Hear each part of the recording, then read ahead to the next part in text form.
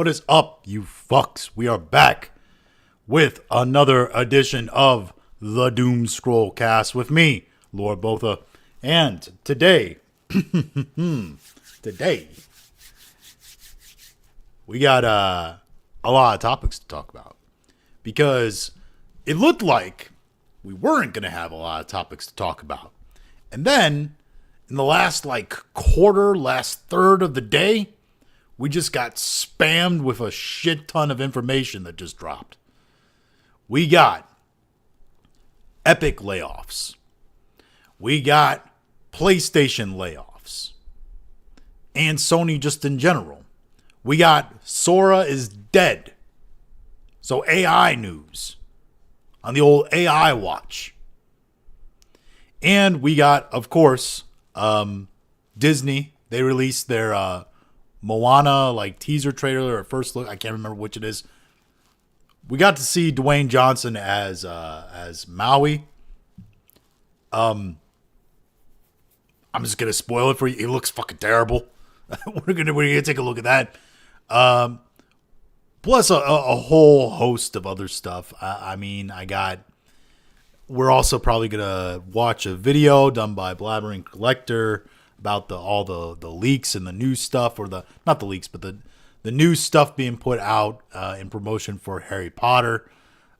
Still have yet to see Black Snape, by the way. Still looking forward to that and how hilarious that's going to be. But yeah, we got a pretty full show today. Hope you guys are doing well out there. Shout out to all the lurkers. Anyone catching on the VOD. Always appreciate the views. Always appreciate the support. Yeah, I've had a pretty good day, I guess. Just been whittling away. I just put out a long-ass video over Crimson Desert, which talking about and in the editing process, I kind of don't want to talk about Crimson Desert right now. We might play the Crimson Desert later tonight, but I keep going back to this clip from a Pirate Software live stream where somebody asked him if it was good, and he's like, I don't know. Because I saved a cat out of a tree, and I cleaned the chimney, and then I met God, and he was so impressed that he gave me wings to fly from space in this medieval world. And I was like, that pretty much sums it up, yeah. And it's so weird because Crimson Desert's one of those games where there are parts of it that are really good, and then you turn around a corner and you find something that's absolutely infuriating. That's baked into the game. Not it's a difficult boss. I mean something that annoys you, right? It has one of my main pet peeves in a video game, by the way, which is making the interact button also jump. Which, you can still have a great game. Listen, I love Assassin's Creed Inquisition. I'm an outlier on that. That game, jump is the same button as interact. But it's still a pet peeve of mine. And probably because I played that game so much, it became a pet peeve of mine. But that's one of those things that's instantly pisses me off in a video game. But there's a whole host of other stuff. There's technical issues.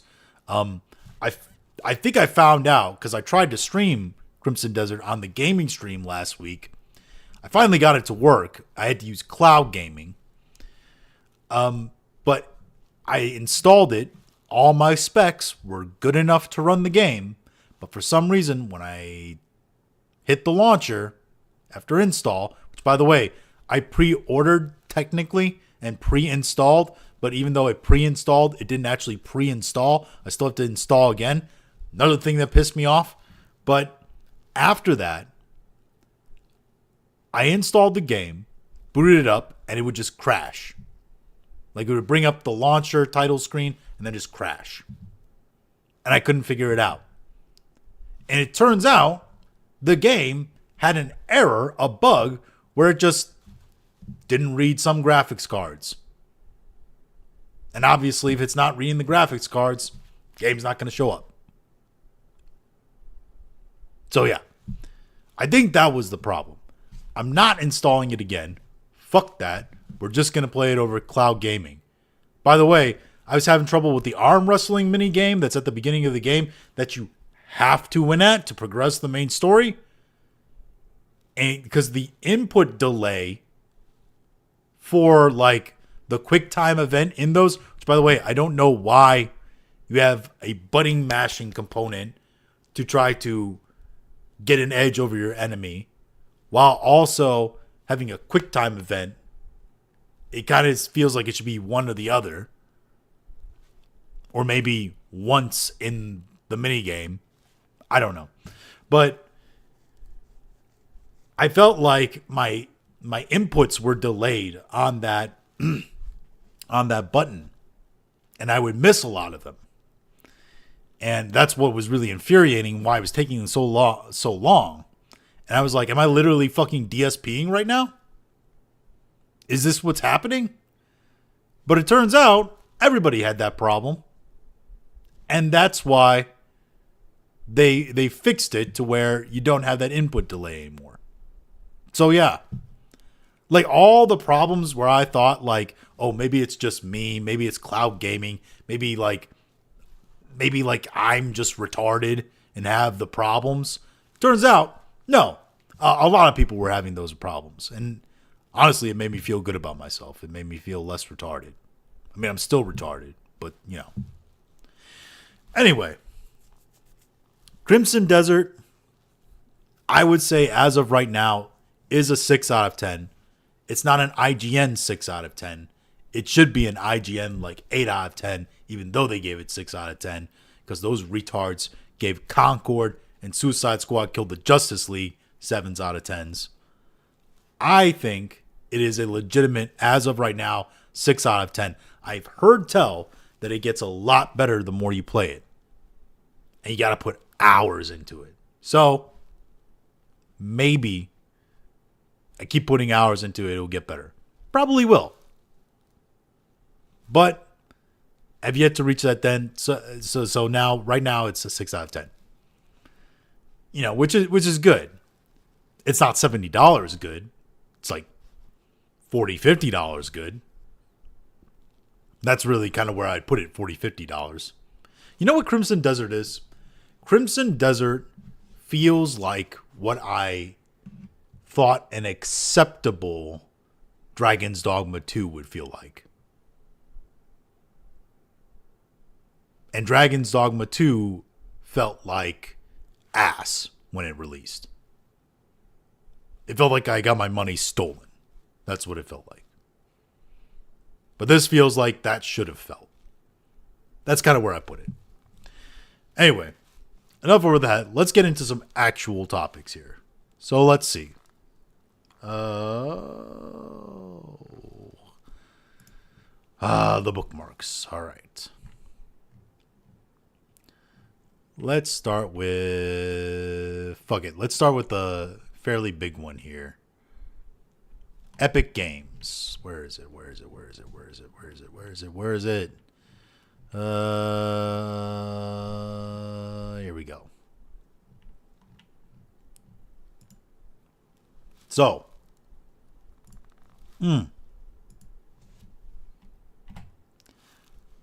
From Pirate Nation.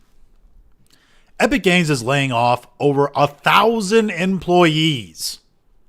That's nothing to sniff at. Tim Sweeney, quote, "I'm sorry we're here again. The downturn in Fortnite engagement that started in 2025 means we're spending significantly more than we're making, and we have to make major cuts to keep the company funded. This comes shortly after Epic raised V-Buck prices." Yes, they did.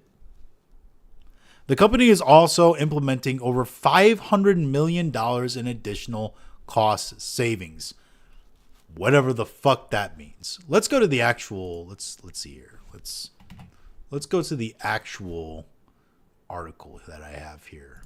Okay. So this is from Epic Games themselves. Let's pull it up. All right. So, let me move myself here. Myself down. Okay. Have myself in the gaming position. All right. Note this was sent to employees today. Today we are laying off over 1,000 Epic employees. I'm sorry we're here again. The downturn in Fortnite engagement that started in 2025 means we're spending significantly more than we're making and have to make major cuts to keep the company funded. This layoff, together with over $500 million of identified cost saving and marketing and in contracting and marketing and closing some open roles, puts us in a more stable place. So not only are they're getting rid of workers, they're also cutting contracts. They're reducing their marketing, so how much they promote themselves, and opening roles. I don't really know what that means, but okay. Some of the challenges we're facing are industry-wide challenges: slower growth, weaker spending, and tougher cost economics. Current consoles are selling less than last generations, and games are competing for time against other increasingly engaging forms of entertainment. He's talking about the old argument, oh, time is the currency now, right? We're fighting TikTok, etc., etc. And let's break there's a lot in this statement here. Let's break this down for a second. Some of the challenges we're facing are industry-wide challenges: slower growth, weaker spending. Yes, so there's slower growth, particularly in battle royales and online service games, live service games. You know why? Because we've reached carrying capacity for them, and they've been on the market for 10 plus years now, and people are not really done with them, but they're just simply part of the market now. The novelty of them as a massive marketplace has worn off, right? In the past 10, 20 years that they've existed. And there's I would argue that,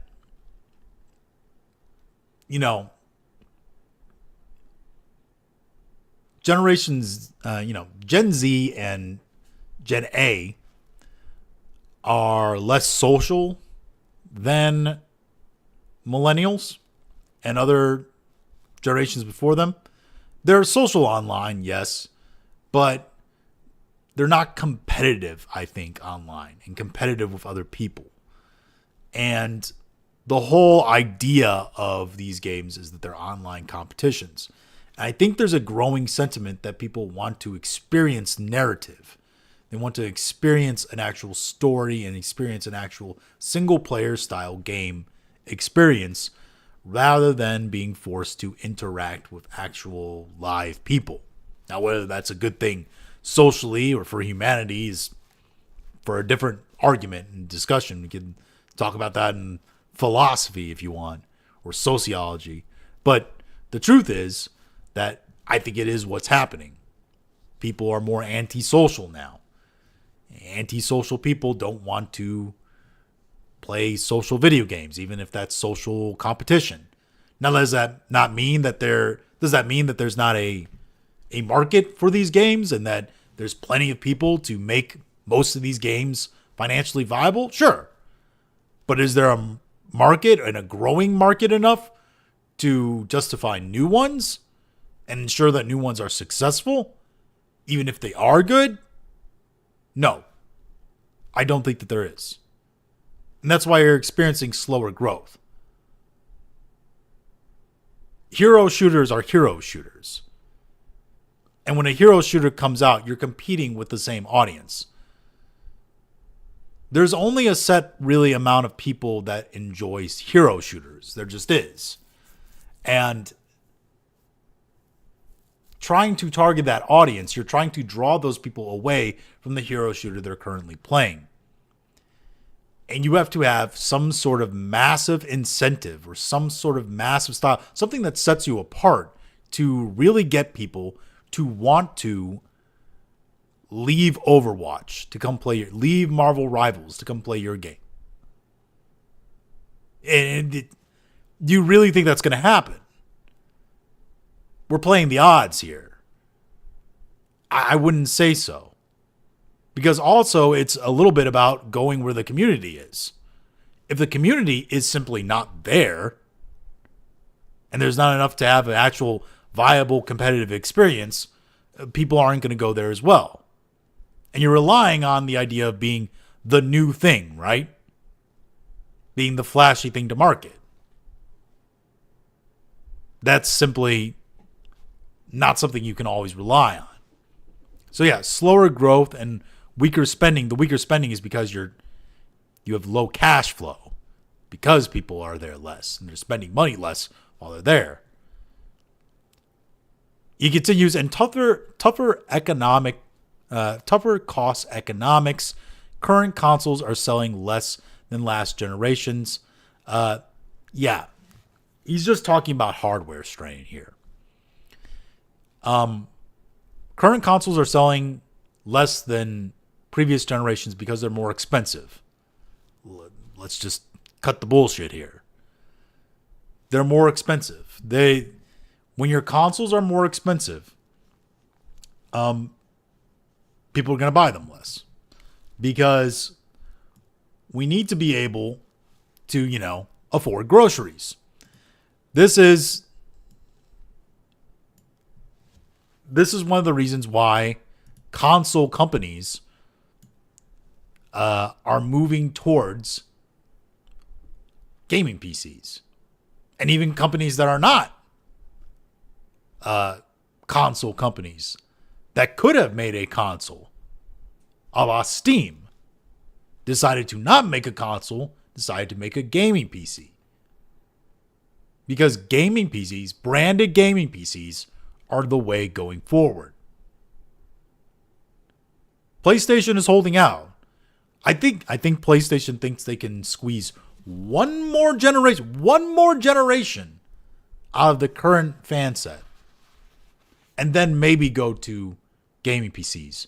But if they do, they're going to be behind the eight ball because Project Helix is around the corner. It's going to have better specs than the PlayStation 6.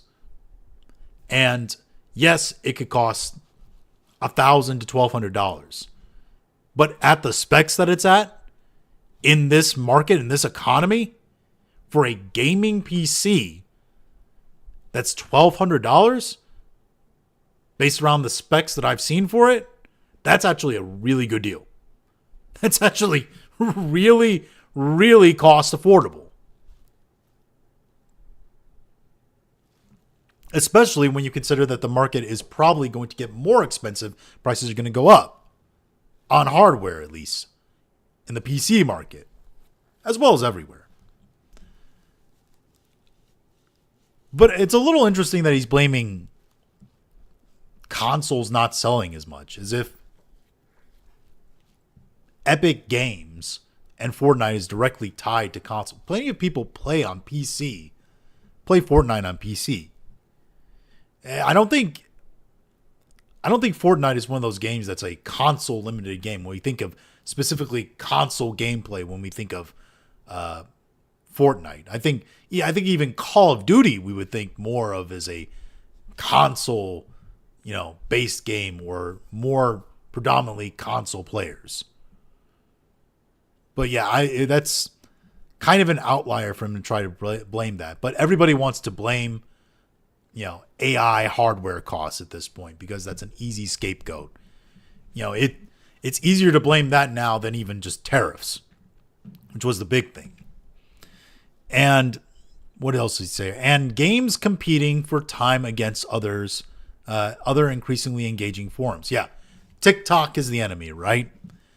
We have to get more people to spend more time on our game because if I go back to the bar analogy, we serve food at the bar. Why do we serve food at the bar? Because bars that don't serve food sell one drink. Bars that sell food statistically sell 2 to 3 drinks.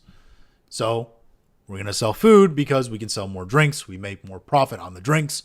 Therefore, even if we take a loss on some food items, we're making more money off the more drinks that we sell. the more time somebody spends on our platform, on Fortnite, right? The more they're likely to buy a skin. The more they're likely to purchase the battle pass, etc. Buy V-Bucks, which apparently they have is one of their, maybe not their cost cutting, but revenue generating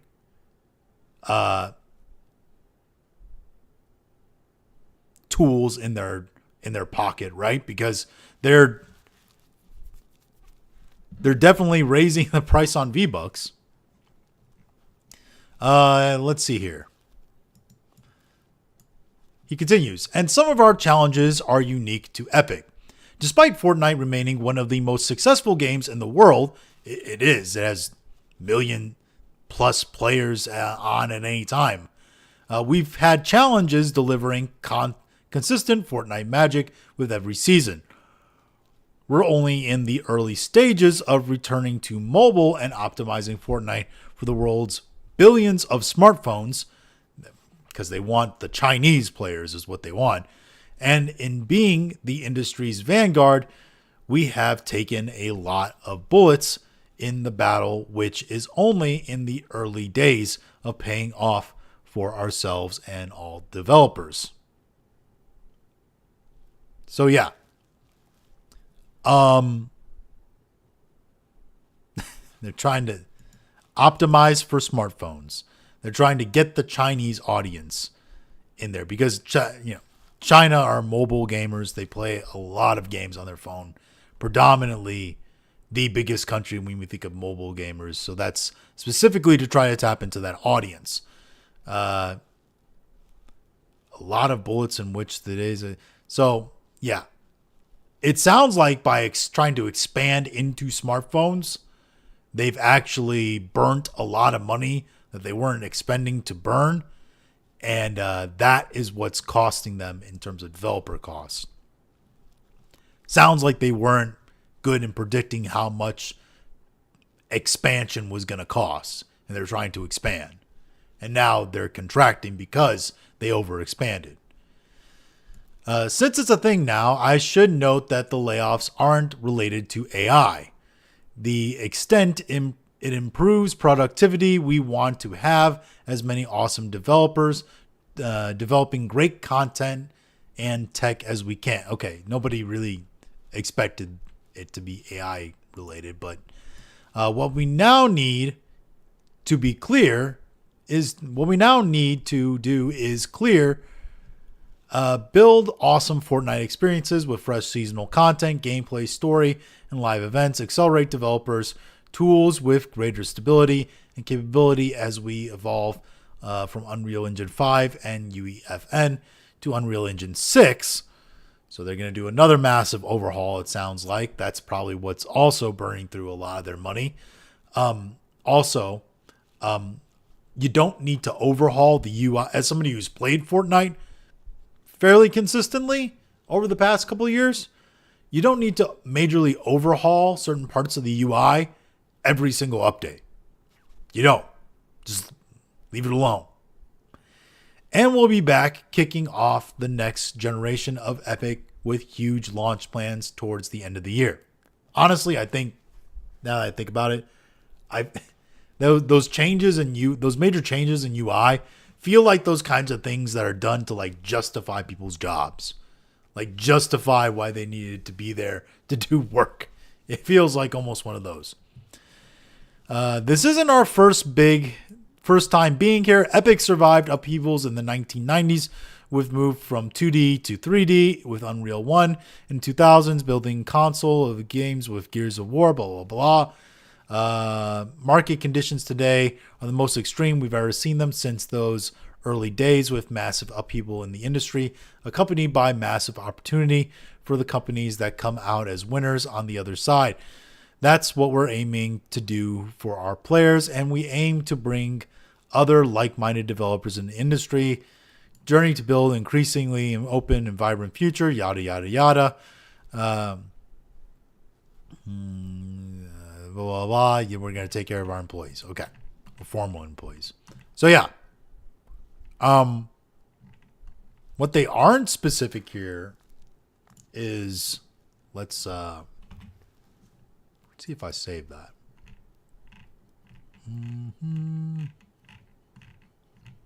I thought I saved this. Maybe I didn't.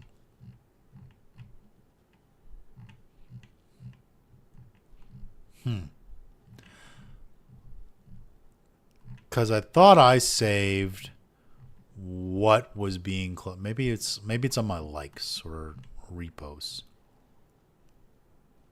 Let's see here. Oh, so many. Let's see here.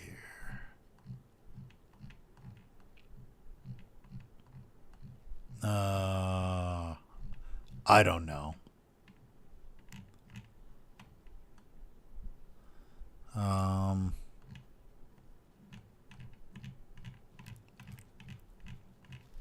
Let's see. Maybe. Let's type in.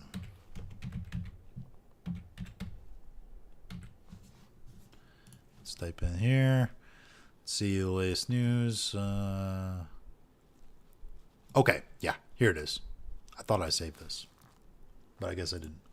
So, one of the things, the cost cutting, right, that Epic is doing is that they are shutting down some of the modes in Fortnite that apparently these 1,000 employees probably worked in. Rocket racing is going away. That's essentially Fortnite's attempt to do a racing game, Mario Kart like bullshit. Never really took off. Not surprised by that. It's interesting because Rocket League, I think, has like a deal where the cars you bought in Fortnite can be used in Rocket League. So I don't really know how all that's going to work. I guess the cars are still going to be in the game because you can use the cars as like skins for vehicles that you pick up in the Battle Royale mode. So I guess those cars are the car skins are probably still going to be around. Ballistic is an interesting one because so Fortnite Ballistic was kind of, I played it. I think I streamed it. I can't remember, but it was kind of promoted and marketed as like Fortnite trying to do Call of Duty. And it was like their Call of Duty, like first person shooter mode. When in reality, what it was Counter-Strike, which is something completely different. So if you went into the game thinking it was, Call of Duty as an experience you're going to get, what you actually ended up getting was Counter-Strike, which is more strategic and something completely different. So people like me had a pretty jarring experience. It was trying to be something that it wasn't. And yeah, eventually Fortnite did get their version of COD because Blitz mode is Call of Duty. It's Call of Duty Fortnite. That's all Blitz is. Yeah, so it's not shocking that this is going away. There's no reason why anyone playing Counter-Strike, which is one of the biggest games on Steam, probably biggest game in the world, one of the biggest games in the world, why anyone would leave Counter-Strike to go play Fortnite Ballistic. No, there's not. And never really built a following. It's not surprising that it's being shut down. Festival Battle Stage. I don't know why this existed. Like, I get, like, competing against two bands competing. I never played it. I have played Fortnite Festival, which is basically Fortnite's version of Guitar Hero. I understand why that could be popular and why that's kept around. This, I don't know why. So these modes, getting rid of them, kind of makes sense. I mean, Rocket Racing might be the one that you would think to keep out of all these, but yeah, not a big shock here. But it's interesting. It's the first time I've seen fairly well-known name modes in Fortnite actually be shut down, like closed up shop. And that's a little jarring. So, let's see here. Yeah. To just conclude, like, oh yeah, there's one thing I wanted to show you. So, Epic has to fire 1,000 people because it's quite clear they overexpanded, have tried to fund projects that they haven't had enough money for, and well, I just think this headline is very funny now. Exposed, exposed, exposed, exposed, exposed, exposed, exposed, exposed, exposed, exposed, exposed, exposed, exposed, exposed. Isn't that shocking? Exposed, you're exposed. You're exposed. Tim Sweeney says Epic is losing billions fighting Apple and Google because it can afford to. I'm going to expose you. Expose you. Oh, jokes that, quote, we might run into serious financial problems after a couple more decades. Exposed. Isn't that hilarious? I guess it didn't take them decades. I guess it was right now. What a shock. This is just like pure, unadulterated arrogance. Like pure fucking hubris is what this is. And the fact that they now have to lay off 1,000 people out of work. Not 100, not 200, not 3, 1,000 people. That is, dude, just to put it in perspective, like let's see here. Let's look this up. Let's look this up.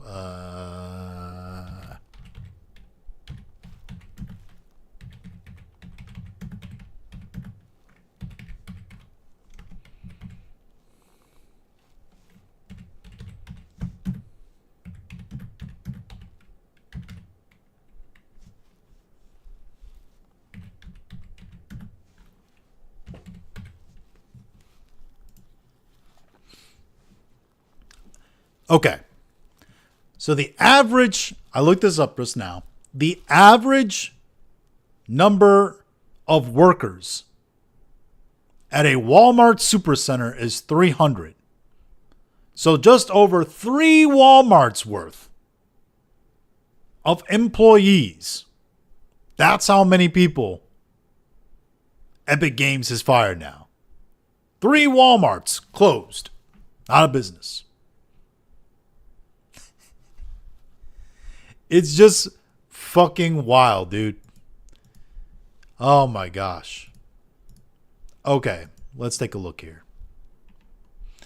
All right, let's make fun of Disney. We'll do this one. So we'll just bring up Vertanga's tweet. Nope. That's the one.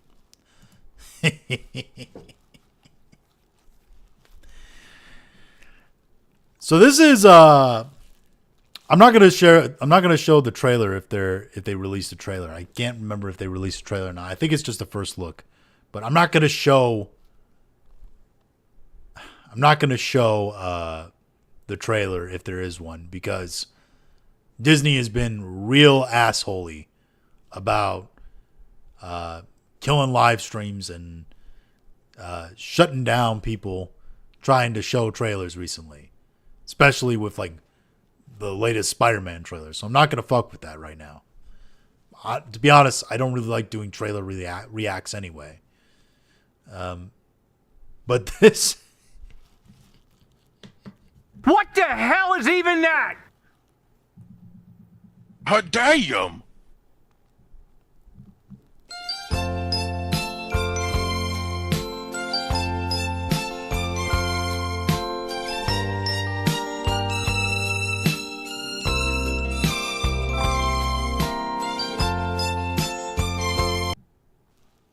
Try to relax your anus.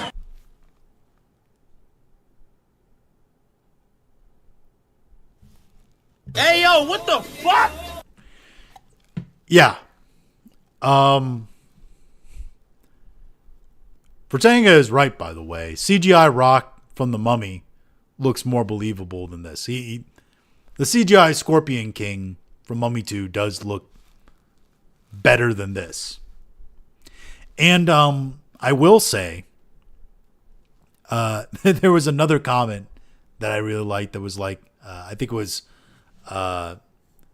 Real Life Fake Wizard who said, "Why does this look like an Old Spice commercial?" Because he does kind of fucking look like Troy Polamalu here.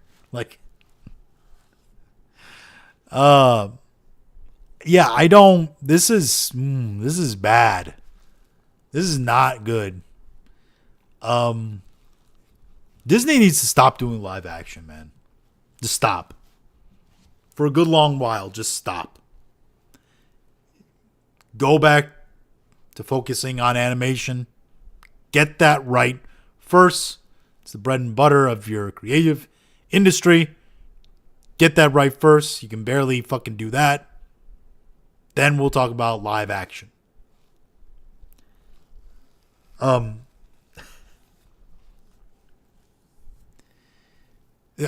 the way, I feel the same way about DC, right?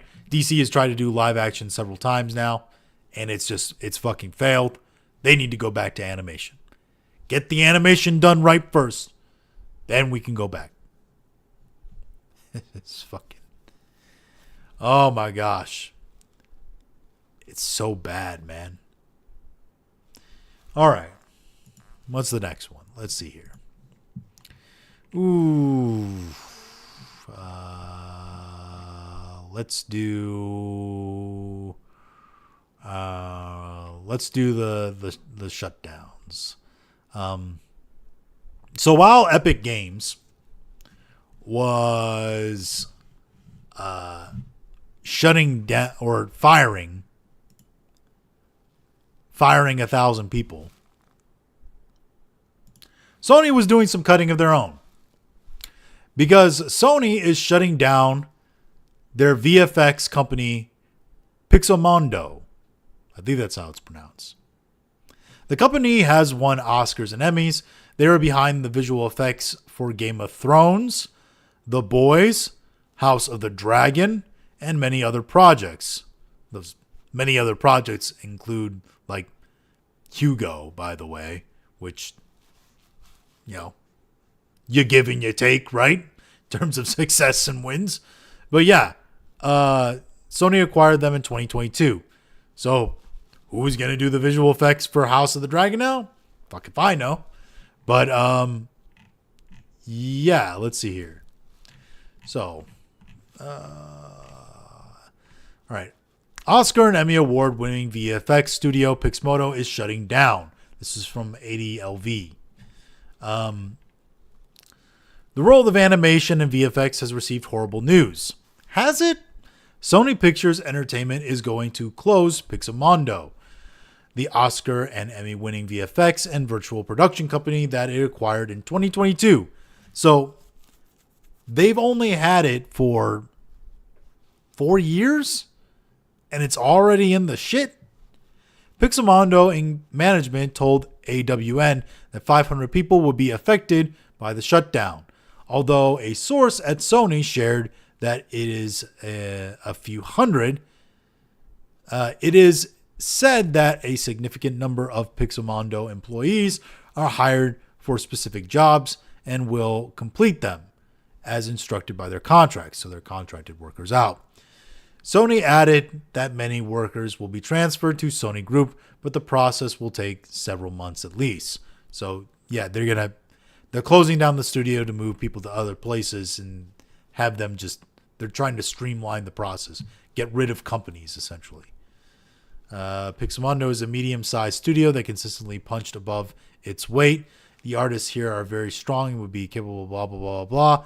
Pixelmondo he works for the company. Of course he's going to glaze it. But yeah, Nathan Baisley, the global director of business operations at Nant Studios, also shared his views on the situation. It's no secret that Sony looked at the PXOVP team to keep spinning off VP-related Pro products were intended to be sold by their successful hardware business, but there's not that many new products that need to be created, blah, blah, blah. Is this a different article? What the fuck? Did I stroll into a different article? No. No, it's the same thing. Huh. So despite their hard work they put in on innovation and development, I don't think the products that they did birth and ended up going very far in the marketplace. Pixelmondo has worked on many famous projects, including Game of Thrones, House of the Dragon, The Boys, Halo. Ooh, there's another one that's I mean, to be fair, I think the effects and the costumes in Halo were fairly good. It's just everything else about Halo is shitty. And more seeing it go is a tragedy. I guess. But Sony, it seems, was not just satisfied with closing down one of their VFX studios. They also wanted to close down, apparently, another gaming studio. Sony has reportedly, and this is from Engadget? Yeah, Engadget. Yeah, that's how it's said. Sony is reportedly shutting down Dark Outlaw Games run by former Call of Duty director. The studio was announced in 2025. 1 year.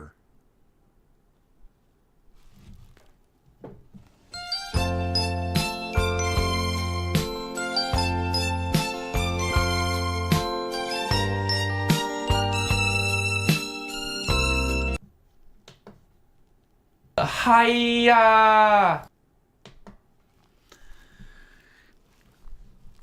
The studio was announced in 2025 and was still in the early stages of making its first game. It didn't even get off the launch pad, dude.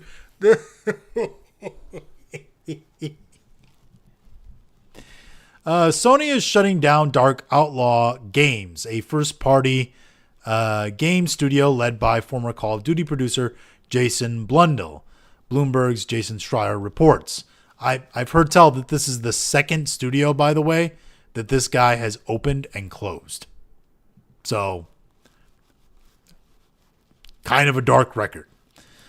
Before leading Dark Outlaw Games, Blundell was the head of Deviation Games, which was an independent studio, but also happened to be developing a PlayStation game before it shut down. Dark Outlaw Games had yet to announce what it was working on. But considering Blundell's experience with Call of Duty franchise, it seems likely that the studio was developing a multiplayer project for PlayStation. Blundell was a programmer and producer at Activision before making the jump to Treyarch to work on Call of Duty 3. And he contributed to multiple Call of Duty Black Ops games after that, including blah, blah, blah, blah. Yeah, okay. The studio's shutdown is being paired with cuts to staff at PlayStation focused on mobile development, which is interesting because as Epic, who seemingly depends on consoles, right, to be sold, is ramping up development on mobile development, putting their games on mobile devices. So, don't really know how that works out for Epic, but according to Jason Schreier, Sony has made a habit of laying off staff and shutting down studios in the last year, seemingly as a way to retreat from an earlier investment in online live service multiplayer games. The company shut down Blue Point Games, yes, we know about that, right, in February following attempts to get live service God of War game off the ground, which was always a terrible idea and was never going to work. Sony also closed Firewalk Studios after the spectacular failure of multiplayer shooter Concord in October of 2024. And a year before that, Naughty Dog officially abandoned work on a standalone multiplayer version of The Last of Us. Yeah. Oh yeah, and they still have that dog shit. They still have that dog shit Horizon game, online game that's gonna come out. Absolutely terrible. The only people that are gonna play that are Sony ponies for 5 minutes, and then Fair Game, NC Sauce Fair Games, which.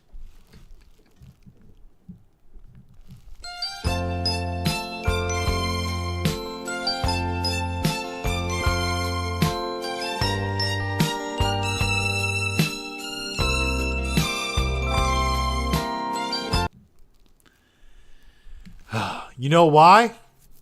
You know why they did this? Why they put so much money into these live service games? Because they wanted to build as many. They were spamming as many as they could game farms to farm you gamers, to farm gamers for their money. They saw live service games as a way to farm money. Here comes the money. Here we go. Money talk. Here comes the money. They wanted your money. They wanted to farm it. But it turns out you can't just put out shitty live service game after shitty live service game and think that you're just going to farm money out of gamers. Because there are enough live service games now, as I've said before. We've reached carrying capacity for live service games. People know what they like. They know what they gravitate to. They have a select few games. And they only have so much time, and time is the currency, right? To spend on so many games. And also have other parts of their life, right? Realistically, they can play 1 to 2 live service games at all times. Consistently, that is. And why would they ever leave something for an Horizon MMO or live service game? Why would they ever leave what they have now for Fair Games? Why would they ever leave for fucking Marathon? Which, by the way, what they're not talking about is that Marathon is not having enough players to justify its costs. It has players, and it's gonna die a slow death. It's not Concord 3. Or, yeah, 3 technically. But it doesn't have enough players to be financially viable for what it is. I'd expect to see layoffs at Bungie quickly. Like within the next year. You got to spend money to get money, says Jack of All Casuals. Sony 2026. Yeah, but here's the thing. If you keep spending money to make money, you're going to end up like Epic. Over-expanding and then claiming you're the richest guy on the block when in actuality, you're broke as fuck. Don't worry, by 2030, The Last of Us MMO will be here to save the day. Bro. Nobody would care about The Last of Us 3. Does anybody The Last of Us was this big fucking thing, right? No one would give a shit if Last of Us 3 dropped right. Nobody's going to give a shit about Intergalactic. The only reason people are going to buy Intergalactic, why there's going to be an audience for it, that's going to make it survive in any way, is Sony ponies are going to prop the shit out of that game. The Nike bros of gaming. That's what they are. They're Nike bros. The guys who buy Nikes and then keep them in trophy cases. Never wear them. Those guys of gaming. that love PlayStation so much, that suck off the cock of PlayStation. Those guys are going to be promoting Intergalactic and buying Intergalactic by the drove. Calling anybody a chud and sexist, racist, bigotist, whatever the fuck they want to call you for not buying it. Sony, step 1, make shitty online service games. Step 2, question marks. Step 3, profit. Yeah, here's the thing though. I don't think that they're doing this anymore because with the closure of the studio, before it even makes their first fucking game, with the closure of this studio and with the closure of so many studios, I think the admission of, hey, online live service games is not the way to go, coupled with the fact that they're now not going to put their games, their actual single player games, on PC and trying to claim exclusives. We're going to be exclusivity on PlayStation only. Trying to claim that as their selling point, when in reality, they need to do that because the live service games aren't being as many successes as they thought and making enough money. And they're worried that putting their games on PC will give people on Xbox Project Helix's access to their games. Well, then there's no reason to own a PlayStation anymore. And if PlayStation doesn't have hardware sales, they don't have anything. If they don't have hardware sales, they don't. PlayStation, you know what PlayStation is? PlayStation is the Saudi Arabia of gaming. And their fucking hardware, their plastic box is the oil. If you took the oil away from Saudi Arabia, if you took the PlayStation away from PlayStation, the actual hardware, and they just had to compete as a storefront, what they had to offer in terms of IPs and games, they'd be a small developer. That's what they'd be. And they'd have a lot of failures. A lot of failures on their hands. A lot of abandoned IPs, too, to be honest. It's kind of sad. But yeah, I think in the future, what PlayStation is going to do is they're going to try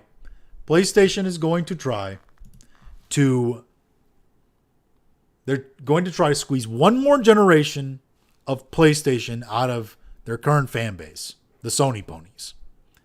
And then they're going to make their own branded gaming PC to complete with Project Helix.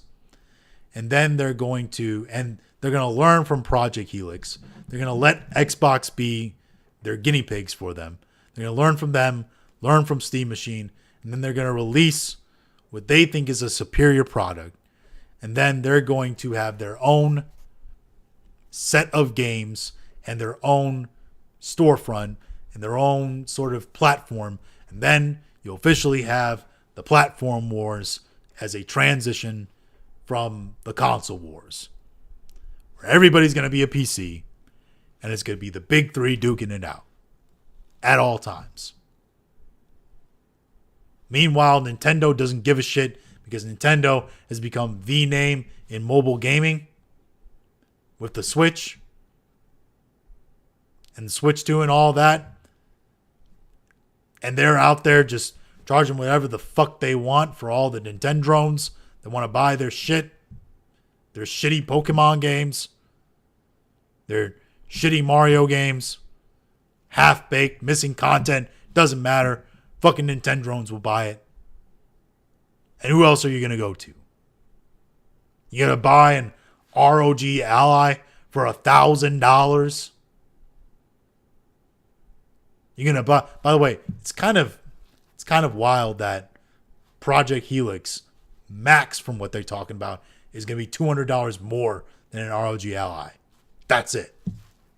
That's fucking wild to me. Or you're going to buy a Steam machine. That's fine. But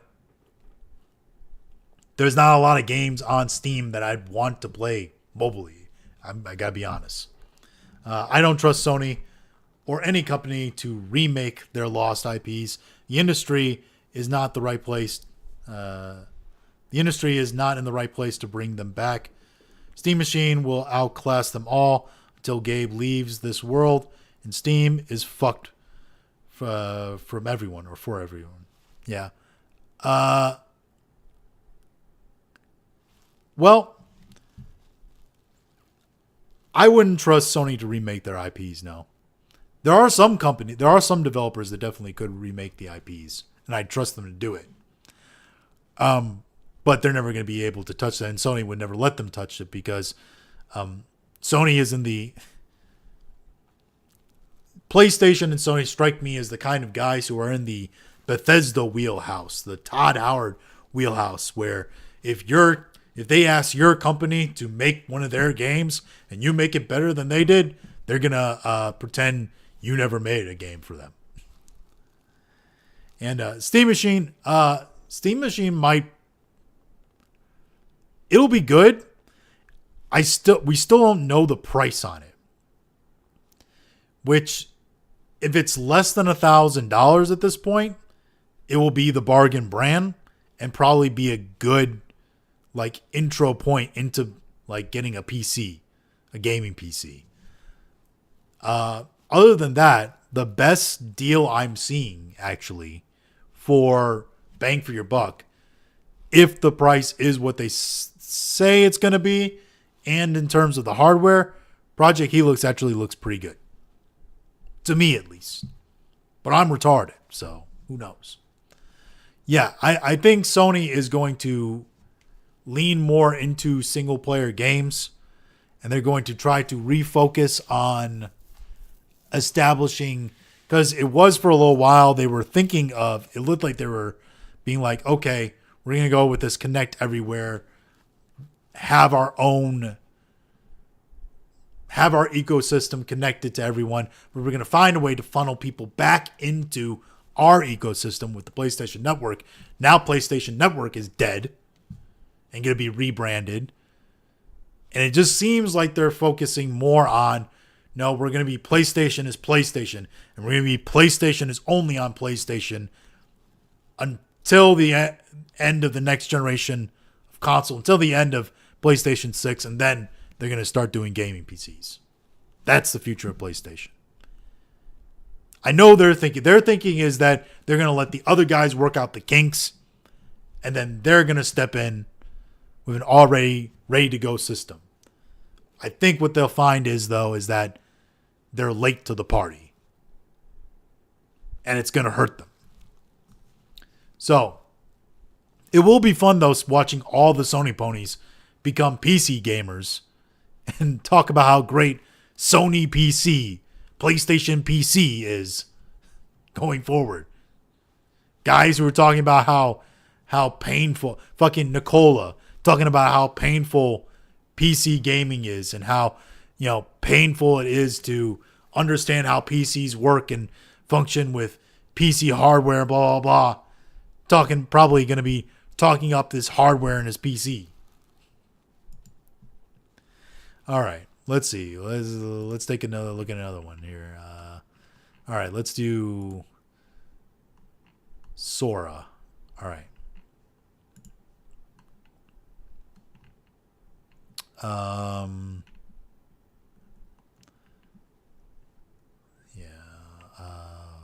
Fuck it. Let's just go straight to the article. So, all right.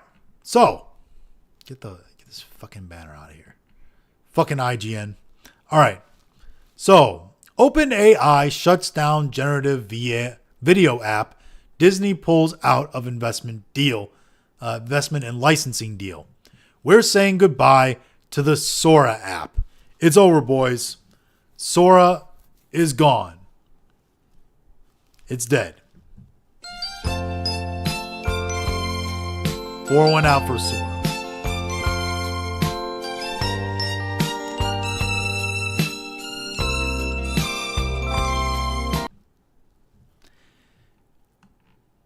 Sam Altman's OpenAI, which apparently we're hearing has lost tens of billions of dollars since its inception, has shut down its controversial video generation app, Sora, the company announced on Tuesday.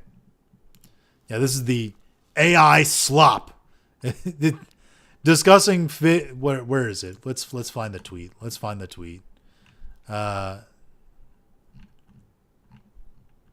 Here it is. Yeah, discussing film. OpenAI is shutting down its AI slop making platform, Sora. Slop making platform, huh?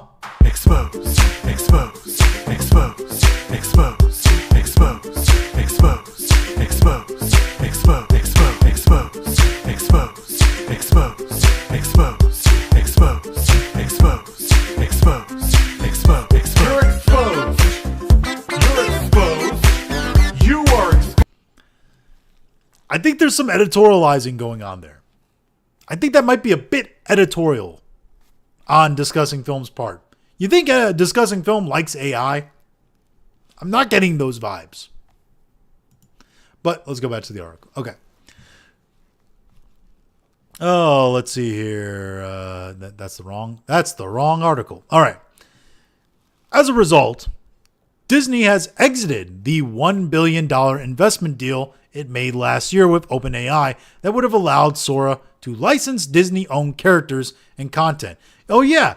Grok, is this true? Y'all remember that? Remember when we heard about that? They were like,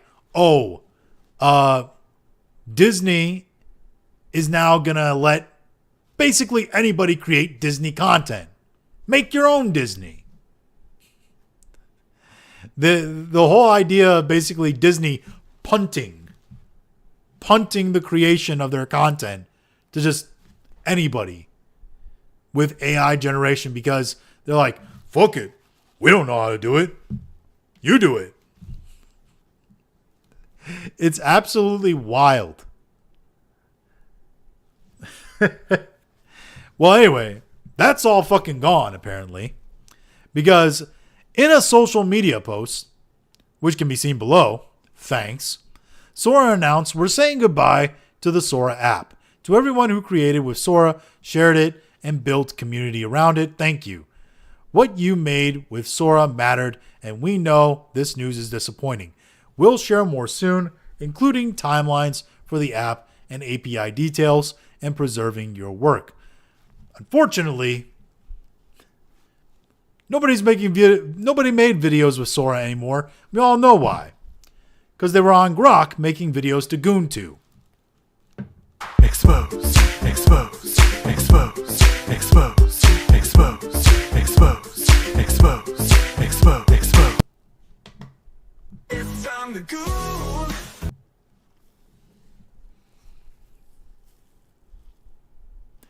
They were all there making Goon material. Uploading pictures of, their girlfriend's friends, asking Grok to put them in bikinis.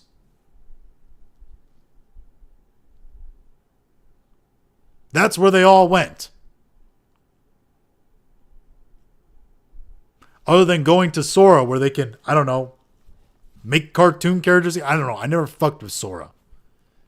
Never really did anything. And to be honest, I think Sora was kind of outdated. I think there are better video generation like AIs just out there in the world besides Grok. Sora 2 hit like a tidal wave when it launched in September of 2025, shocking Hollywood studios and artists with its ability to allow users to create realistic videos featuring highly valuable intellectual property and likenesses of public figures such as movie stars and politicians. Unfortunately, almost every AI can do that now. We've seen it. I highly doubt people are using Sora. Or I wouldn't say that people use Grok way more than they use Sora, and they probably use other AI, Google AI, and all that to do this rather than Sora. The Japanese government urged OpenAI to refrain from copy infringement, while Japan Commercial Broadcasters Association warned that OpenAI and Sora 2's use of anime IPs had the potential to destroy Japan's content production, culture, and ecosystem. They're talking about making anime videos, because that's something that easily could have been done with AI. If AI can make realistic photos, realistic videos, obviously it's going to be able to do anime. But you can make you can make anything in anime then. You make a Batman anime. Which, by the way, I have no idea why nobody has made a Batman anime. That would be fucking rad. That would be fucking so cool. Do a Batman anime. Batman is the most anime like potential character of all the superheroes. It'd be fucking cool. Anyway. Movie studios and streamers were quick to sic their legal teams on Sora, and unions such as SAG-AFTRA were aghast, clutching their pearls, at uncompensated appropriation of their members' voices, likenesses in slews of viral videos created by anyone who could use Sora 2. Yeah, it's almost like you can't own likenesses anymore. For now, Disney has backed off its deal with OpenAI, although it's possible the media empire could make a deal with a different artificial intelligence giant down the line. Yeah, make the deal with fucking Grok. As the nascent AI field advances rapidly, we respect OpenAI's decision to exit the video generation business and shift its priorities to elsewhere, a Disney spokesperson informed The Hollywood Reporter. At the end of the day, what this means was the app wasn't making money, wasn't generating revenue, at least not enough to justify it. Which means that the amount of videos being produced, amount of time that's being spent on the app, ads that maybe were being ran by it, whatever, just wasn't enough to justify it opening or staying open. And to be honest, this is the first of many to come. You're going to see a lot of AI companies start to fall. This is going to be the streaming bubble all over again. You remember the streaming bubble? There used to be all these different streaming services. All these fucking streaming services. Now, all those streaming services are owned by like 3-4 companies. And even if they still exist in name, they're still owned by another company. They're owned by a conglomerate. There's really only like Netflix,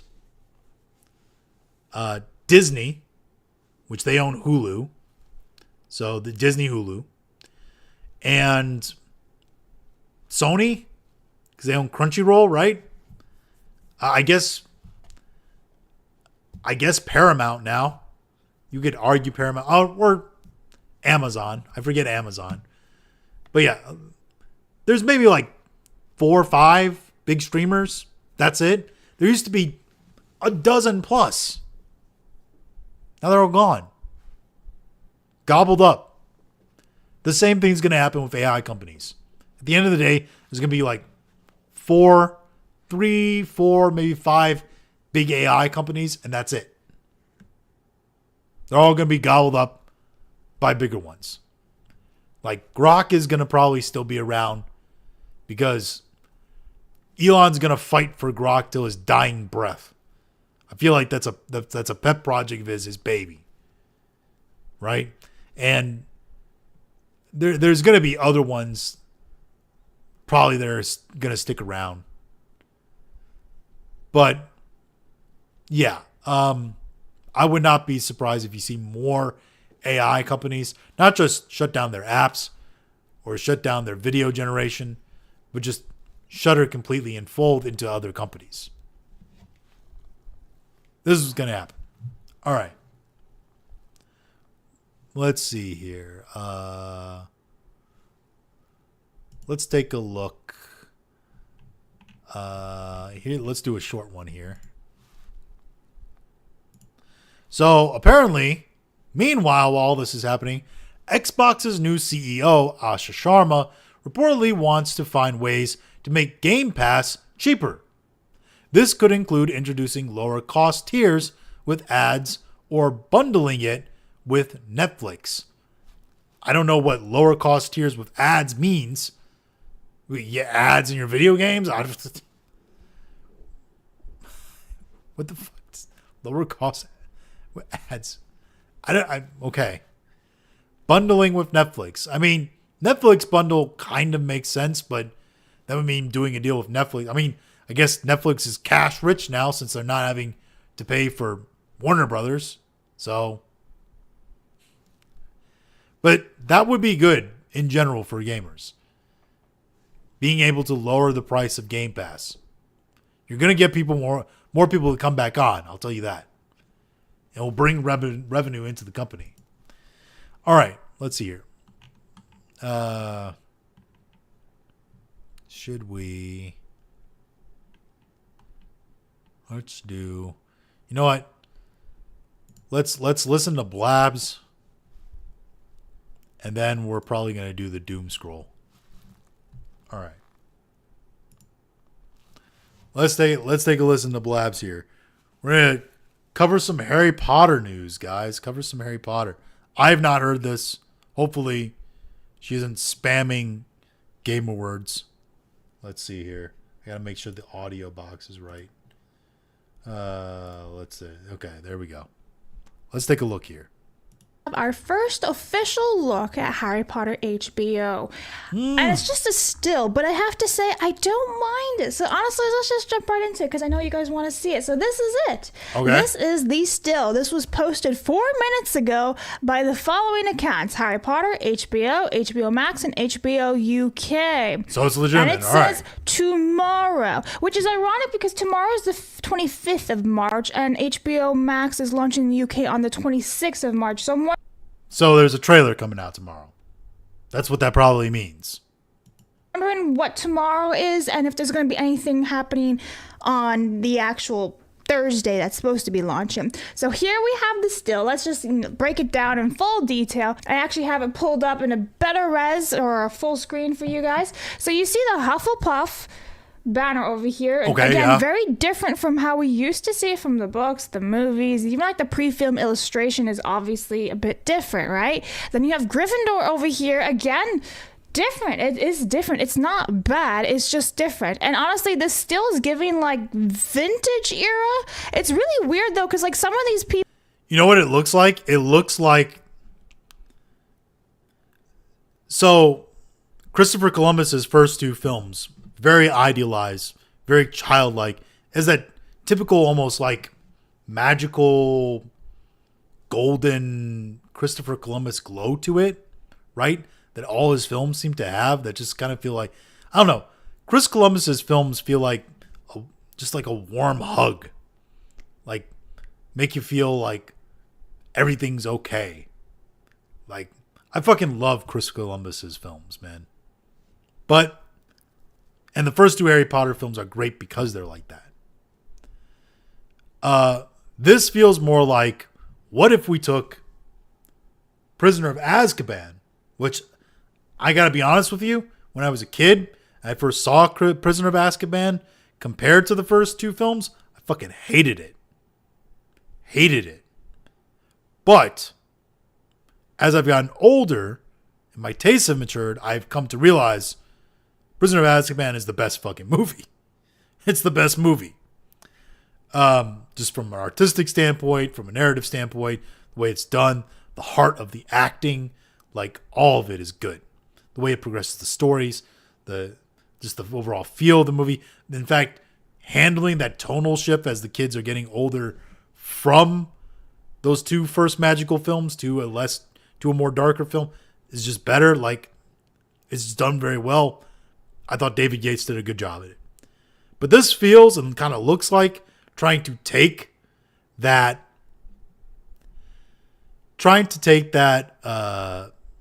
feeling of the third films on and put it into the first two films.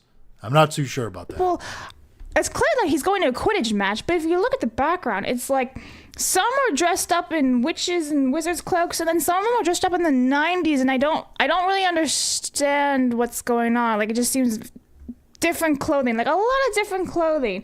So I don't really know how I feel about that. I kind of figured that they would all be wearing cloaks or their school uniforms, since we've seen that Harry already wears it. Yeah, it's a little weird that they're not in their school uniforms. And if that's the route they want to go, that it's like uniforms optional on like certain days or whatever, or off days, or that's going to be a little different weird. sort of uniform.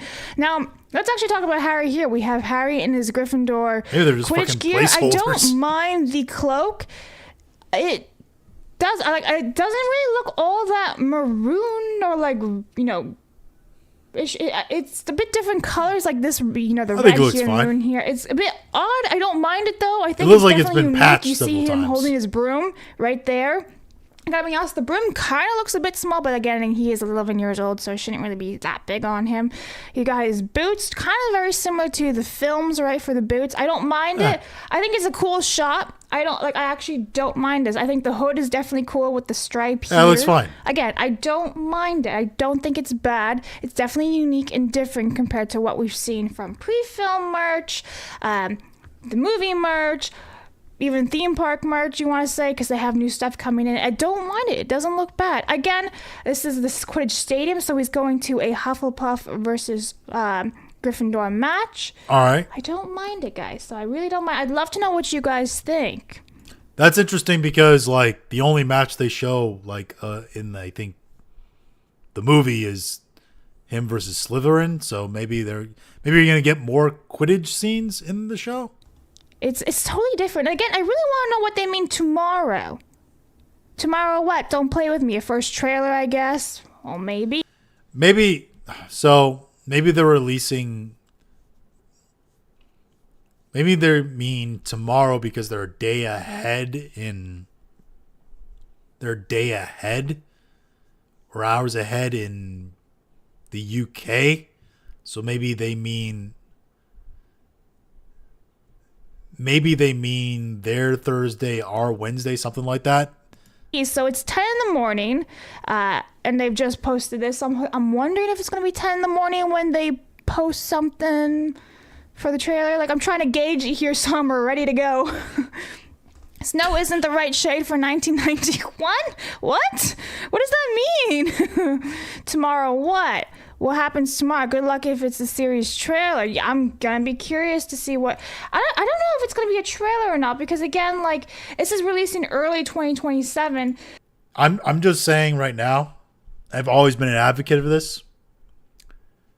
I want to see Black Snape.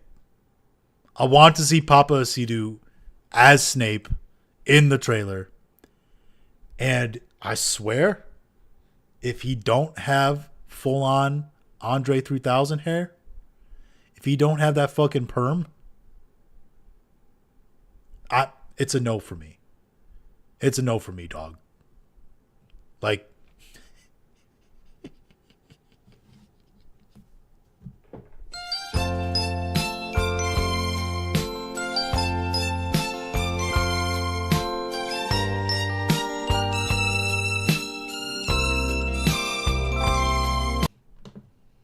Exposed. no, that's the Hiya! if he, the only thing that could make me potentially watch this show, knowing that they decided to do a race swap with Snape, is if he comes out with a full Andre 3000 perm. Then I'll be like, okay, I'll give it a shot. Because they're gonna fuck with the whole narrative and how they relate to each other, him and James Potter and his crew and all that, and they're gonna fuck with the connotative narrative of that story, make it racial. But if he has the fucking outcast hair, it might make it worth it. It might make it worth it. And we're only in March. Curious to know what they're going to be doing. Harry Potter shop says we'll be wearing our Hogwarts robes until further notice. Tomorrow, what though? I really want to know. But there is also these that we didn't really get to pay attention to in yesterday's video a whole lot. So it says the new King's Cross set is for Harry Potter TV series. Looks absolutely stunning with its wall decorations, a few rabbits and birds and nature, and seems to be the focus of the train station's artwork. Seems so kinda... again, I didn't really notice that yesterday, but it's true. It does seem a bit nature-esque. Look at that. I don't mind it. It's different, but I don't mind it. You know, it's Hogwarts Express, right? It's very big. It's spacious. It looks like a train station. You got King's Cross Station 9 3/4. I don't mind it. I really don't. There's also this that was apparently leaked yesterday from one of the influencers. It says early 90s F1 races served as inspiration for filming the Quidditch scenes in the Harry Potter TV series. Mini cameras are mounted on the front of the broom so the pilots can be seen up close along with ranged telephoto lenses.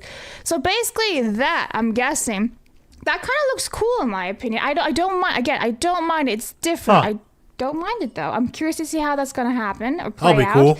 And then this one isn't really like a whole lot of news because it's already happened before in the movies, but producer David Heyman will appear as a portrait in the Hogwarts with his family in the Harry Potter TV series. He already appeared as a portrait in the film, so if you guys didn't know, David Heyman is the producer since quite literally day one of Harry Potter in the movies. He also did all the Fantastic Beasts series, so he's kind of like, I don't know, grandfather Harry Potter at this point. Godfather Harry Potter, whatever you want to call him. However, I also want to talk about this real fast. So this was posted on Reddit. Spanish influencer reveals 6 actual exclusive facts about the Harry Potter series. Now, honestly, not a whole lot of it is really that interesting. The casting numbers. Turns out that 48,000 children actually auditioned for the roles of... Jesus shit. Nocturne Alley details. In Nocturne Alley, there's a wall with hands sticking out. Every single one of them is a replica of the sculptor's own family members' hands. That's some My Hero Academia Shigaraki shit right there. A fan-only requirement. One of the requirements to work on the series was that everyone involved in the cast and crew had to be a genuine Harry Potter fan. How the fuck do you gauge that? Anyway, that's all I really wanted to see out of that. Anyway, shout out to Blabs. If you're not subbed to Blabs, go sub to Blabs. She's the number one in Harry Potter information. So yeah. Anyway, all right, we won't worry about the rest of this stuff. Star Trek Academy was canceled. Nobody gives a shit. Farewell, rest in piss, all that shit. But let's just get to the doom scroll here. Let's see here. Okay. Lord of the Rings movie. What the fuck is this? What the fuck is this? I don't like seeing Stephen Colbert's face next to Lord of the Rings. The new Lord of the Rings movie. Stephen Colbert is co-writing the Lord of the Rings Shadow of the Pass working title, which is going into production after The Hunt for Gollum. The synopsis: 14 years after the passing of Frodo, Sam, Merry, and Pippin set out to retrace the first steps of their adventure. Meanwhile, Sam's daughter, Eleanor, has discovered a long-buried secret and is determined to uncover why the War of the Ring was very nearly lost before it even began. Colbert is co-writing the script with his son, Peter McGee, and franchise veteran Philippa Boyens. That's the person who co-wrote with what's his name? The director. His name just went out of my head, but Hiya!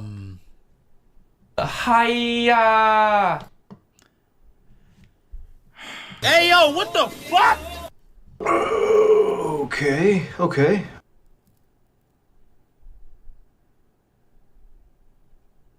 Try to relax your anus. I hate everything about this. I legitimately hate everything about this. Oh God.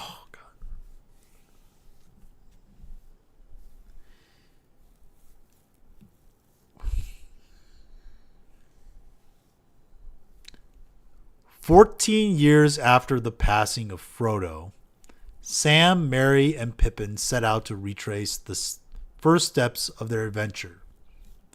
So it's like Bilbo. "Meanwhile, Sam's daughter,"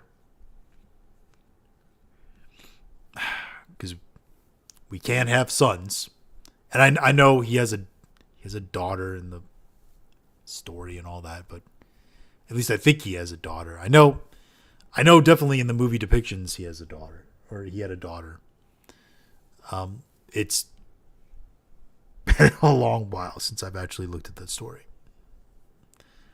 "Has discovered a long buried secret and is determined to uncover why the War of the Ring was very nearly lost before it ever even began." Who gives a shit?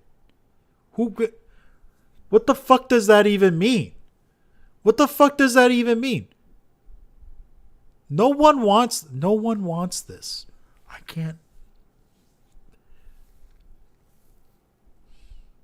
Nobody wants this. And Stephen Colbert writing, he is such bad, massive TDS, man. He's going to be somehow, we're going to incorporate fascism and Orange Man bad into this. Can we not do?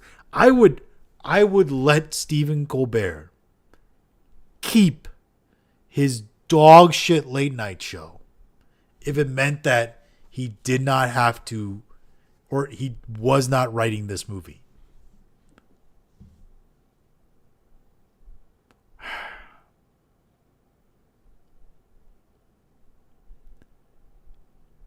This is first post into the doom scroll. And I already want to yeet myself.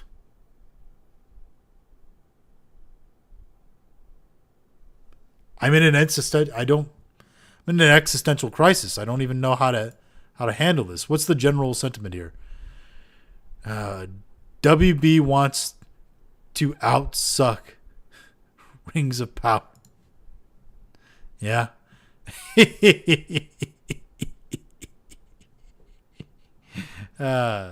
Somehow this will be 100% lore accurate and still be about fucking Trump.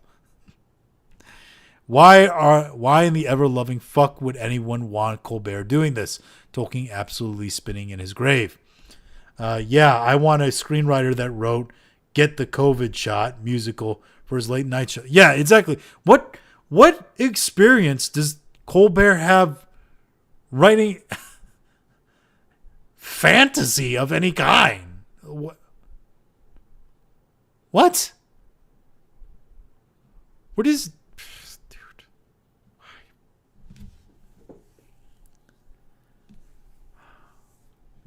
I'm dizzy.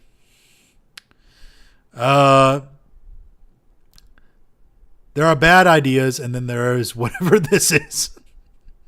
Writing a sequel to Return of the King is insane. Absolutely insane. Also, the Silmarillion is right there to you. Yeah, I don't know why they don't just adapt stories from the Silmarillion. There's full stories in there. You can say, and they're sandbox stories, so you can write almost whatever you want in some of them. Fucking hell. Meanwhile, Sam's daughter, Eleanor, has discovered a long-buried secret. The girl who is the key to everything will be girl bossing all the way to Mordor. Yeah. I'm giving it 50-50 on if she's a lesbian. 50-50. Colbert knows more Tolkien lore than most screenwriters, so this might actually work. Oh, sure.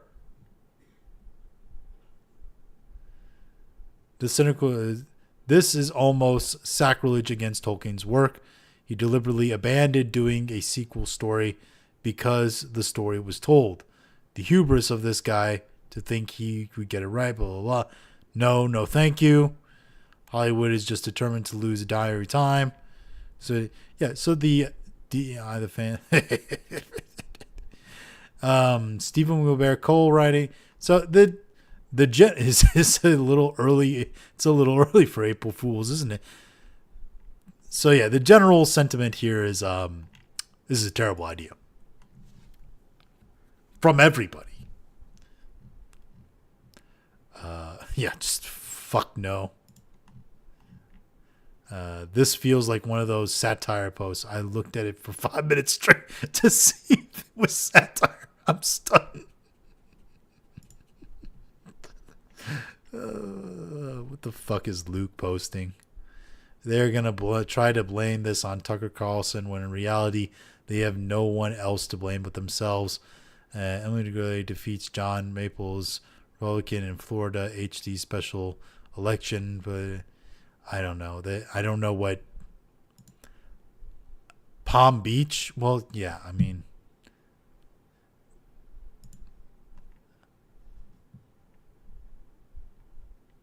our PlayStation really hates making money, says Mazza. PlayStation such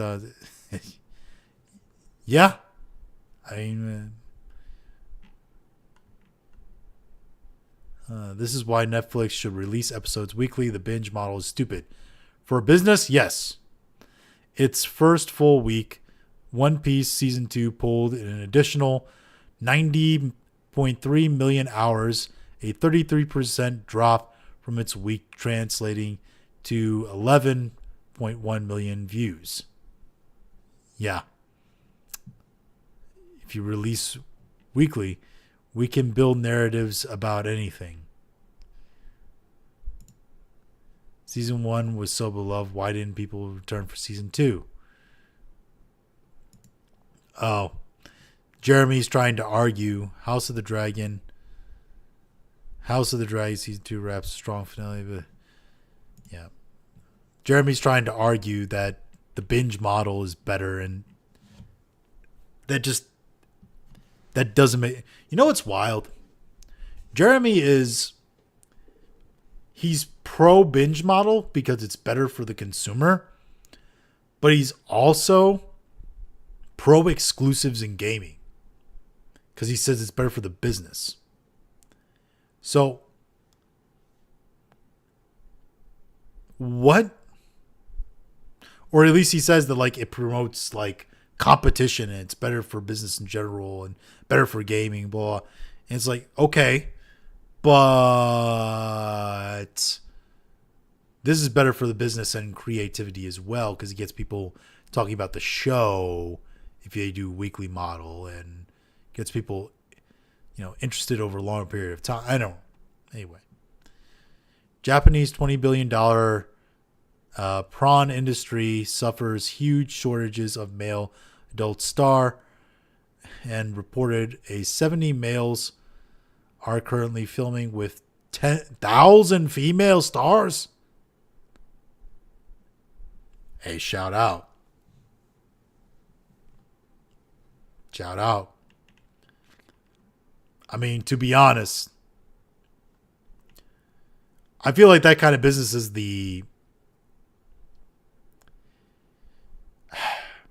is more about, it's like the voice acting industry, right?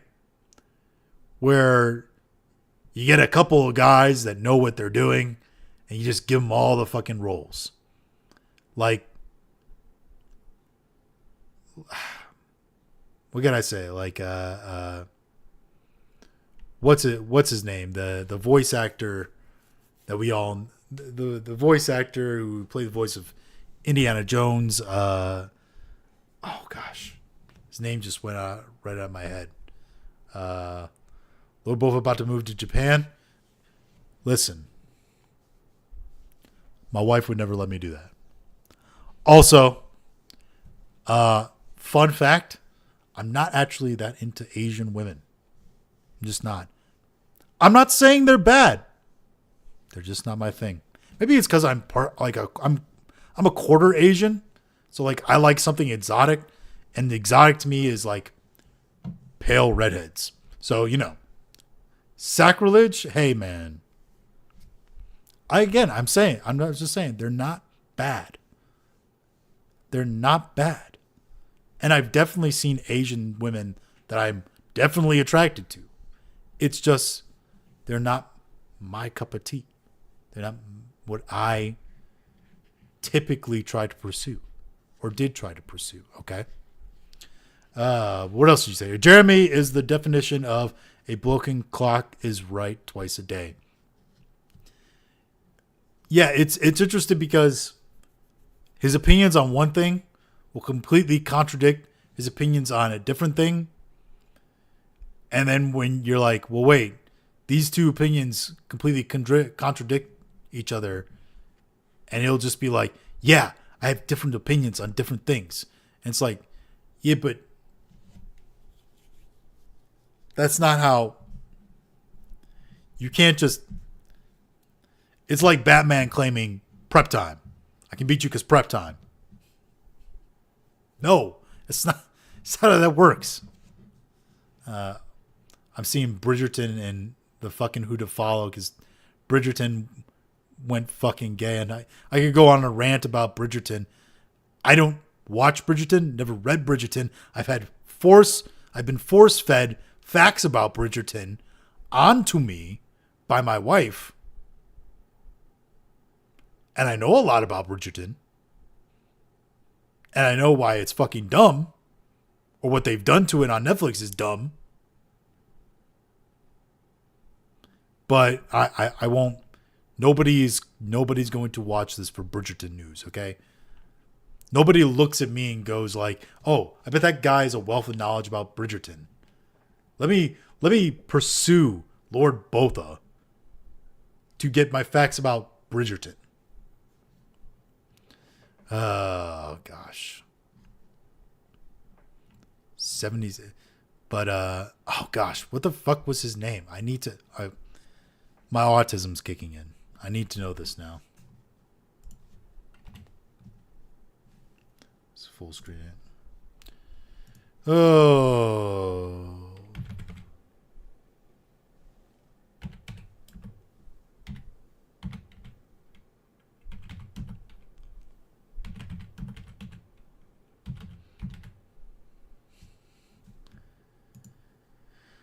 Troy Baker. That's him. But yeah, in the prawn industry, like Johnny Sins is the Troy Baker of the prawn industry, right? About to autism to the max? Oh, no, not really. There's a few things I can push my autism to. If we were discussing like, I don't know, Mass Effect lore, I could probably push my autism to the max. If we were discussing the ins and outs of the food industry that I used to work in, I could probably push my autism to the max. But just looking up a voice actor, what is fucking Evan Love's dick here saying? Say what you want about the new Star Trek series. It's shit.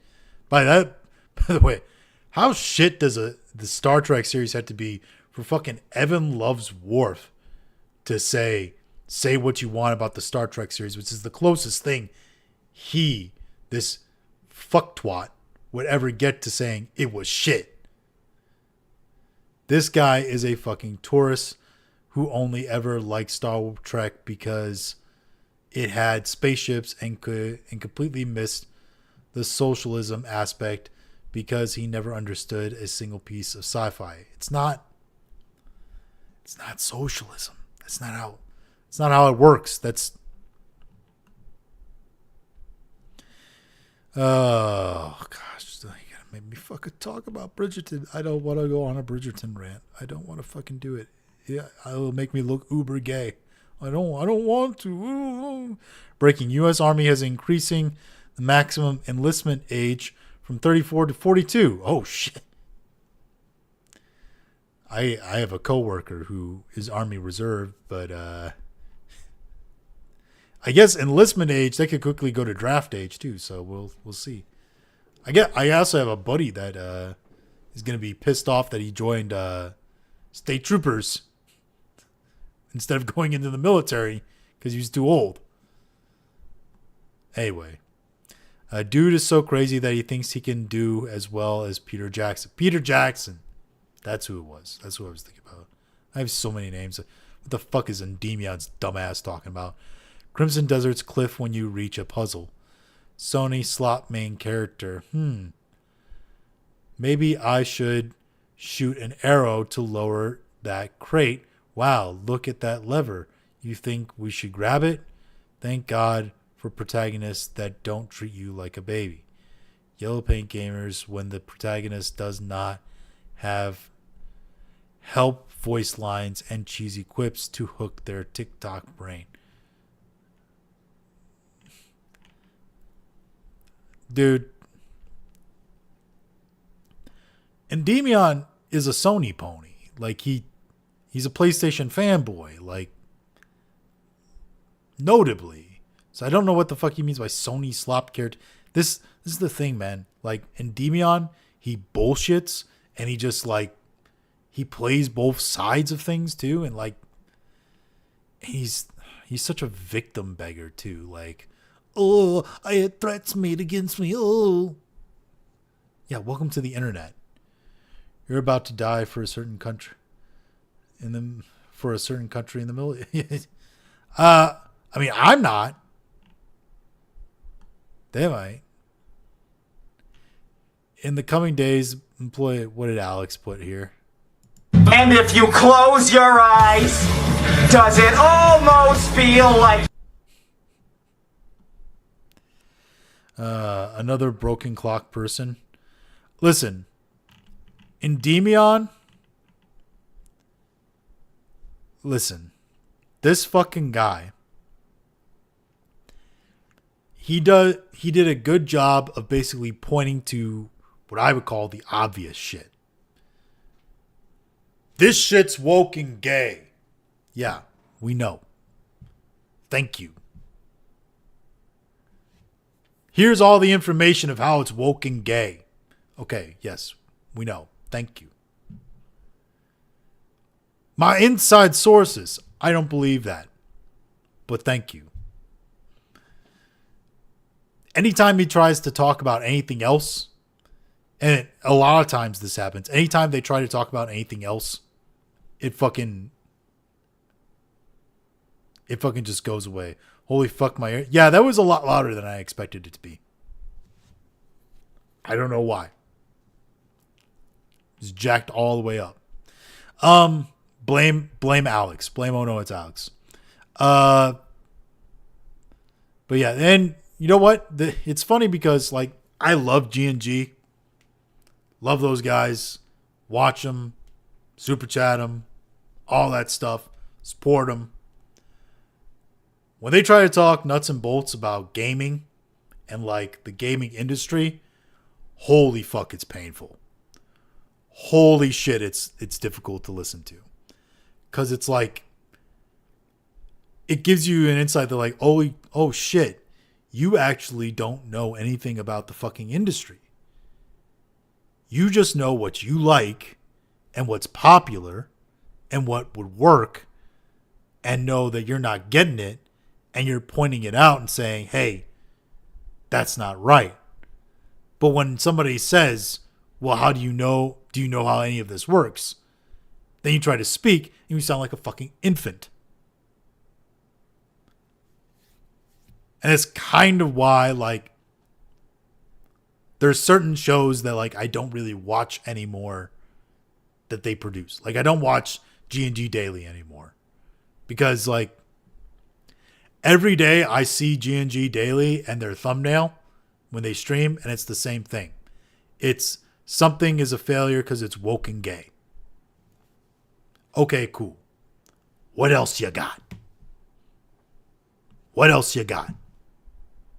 We talk about something else? Okay. First trailer for Tanjigi's The Furious has been released. I assume has nothing to do with Fast and the Furious. The action thriller follows a tradesman who must fight through a criminal empire to save his kidnapped daughter. In theaters May 29th. So, Asian taken? But he's a tradesman, so he's just... Okay. Peter Jackson announces new Lord of the Rings movie focusing... Yeah, but it doesn't sound like he's going to have anything to do with it. So... See, Tree Bear is a good follow, though, because Tree Bear knows what's up. If Black Snape doesn't tell somebody to shake it like a Polaroid picture in the new Harry Potter show, then why am I even watching? That's true, Verbal Riot. I don't give a fuck what John Malin has to say. Spent the night in the ER. Goodness, I'm way too old for health scares like that. I'm all fine now. I was really close. Seems like I was playing Crimson Desert and happened across some AI slop, and I tell you, it was so offensive I ran into traffic in hopes of ending it all. Thank God. Yes, you're so funny, David Jaffe.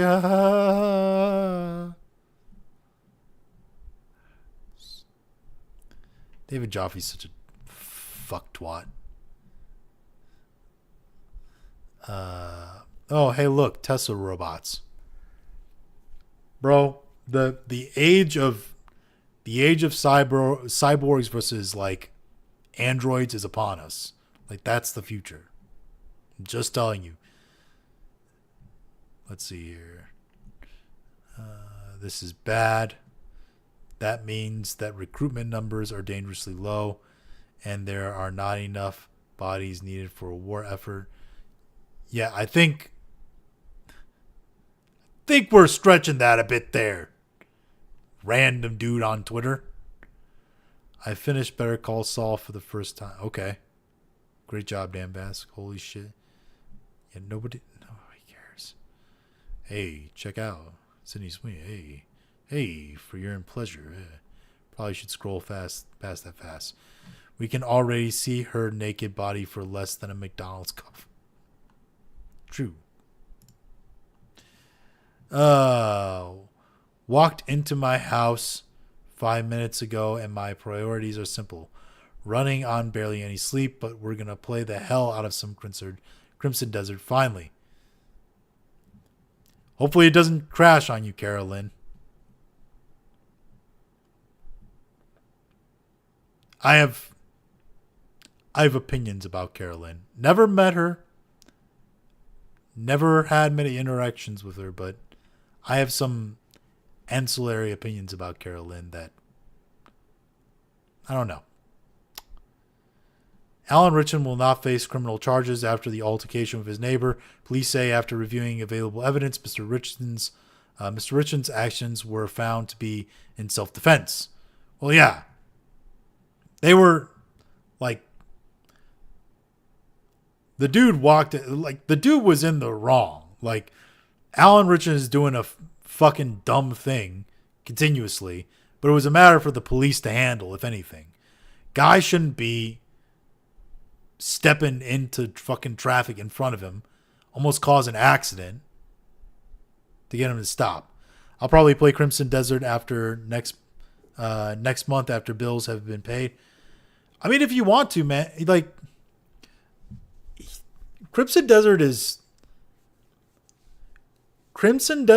a $40 to $50 game, I feel. At least right now.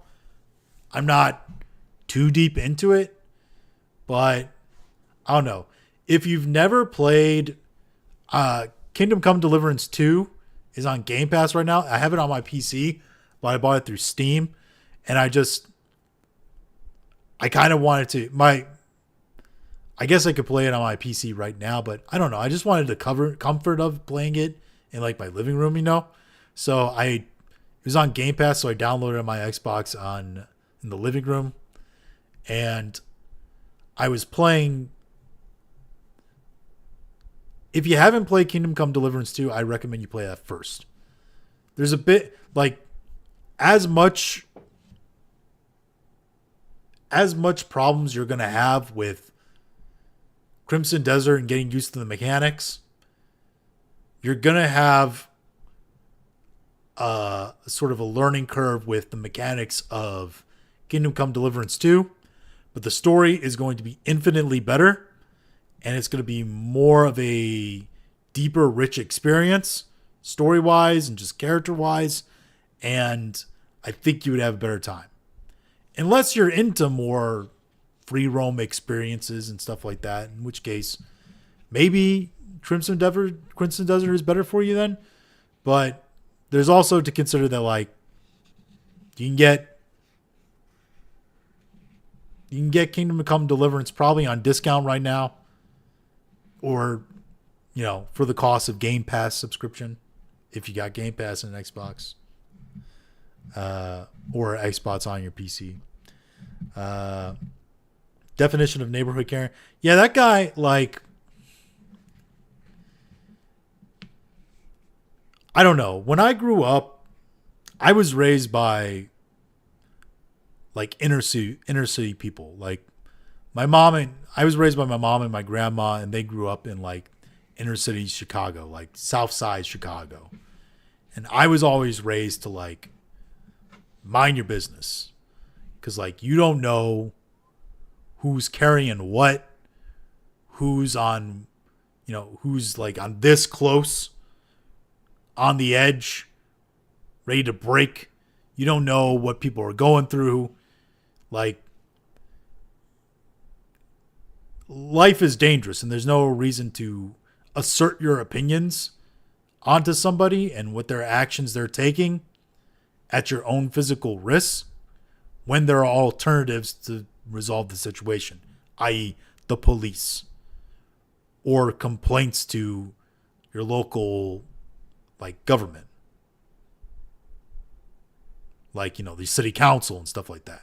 Put up ordinances maybe in your neighborhoods, streets or whatever, get them to stop speeding.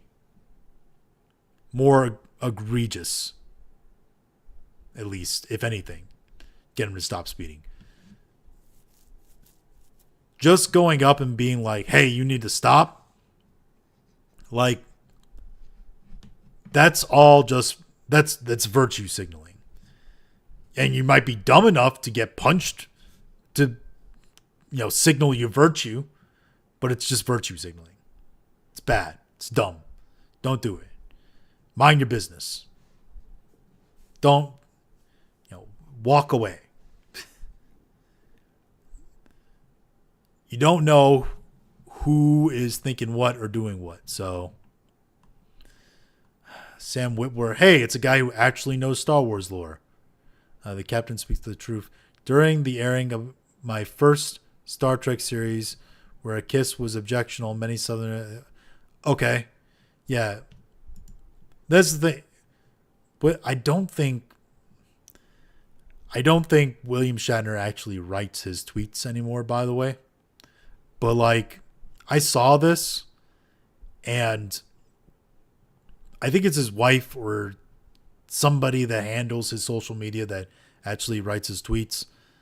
If not, I mean, the dude is, like, 95, so take his ideas with a grain of salt. And also, he's wrong.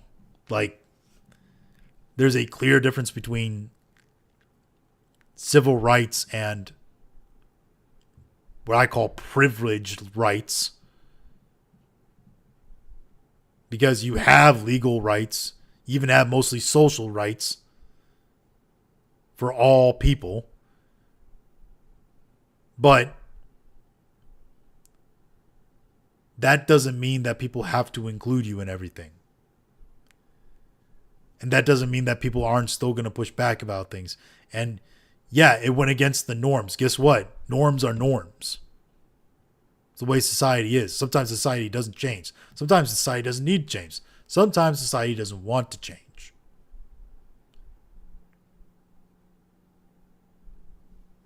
It's the way it is. Anyway. Again, there's a difference between civil rights and just, basic human rights. Some basic human rights for African Americans versus accepting LGBTQ community. There's a difference between rights and acceptance. Can't wait for season 2 of Daredevil Born Again. Remember how good the last season was? Yeah, nobody cares about Daredevil. Requirement for Jesus. They remove the waiver for requirement for individuals with single prior conviction for marijuana possession. Oh, so it can be you can use marijuana to do it. Okay, because I guess because so many states are legalizing marijuana now. The Crimson Desert Reviewer hate is wild to watch. I've never seen a game so loved by gamers, so hated by reviewers. What is the disconnect here? If you haven't seen that, then you're not paying attention to the fucking gaming industry. So what the fuck are you talking about? There's been plenty of games like that. All right. So I think that's about it. Hey, look, I don't know. I'm not going to go through all of this, but yeah. There's some eye candy there for you, then. All right. I think that's what we're going to call it. We're just over 2 hours now. I'm probably going to play Crimson Desert. I don't think I'm going to stream it right now. Kind of want to just relax. Luckily, going to have the house to myself tomorrow, so I might actually get some fucking video work done.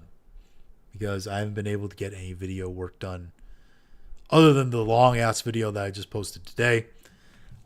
As always, appreciate you guys.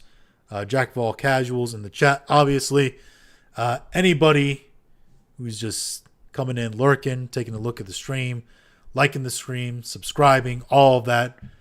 Really appreciate anybody who catches on the VOD. We're going to keep doing these streams, of course. We got the games. I might do a gaming stream tomorrow. Stream some Crimson Desert. And then, of course, I'll have the Thirsty Thursday gaming stream. I'll have videos, of course, in between. Shorts and all that between then. And, just keep it going. But this has been a good night. Catch you guys all again later. And you guys have a good one. Good night.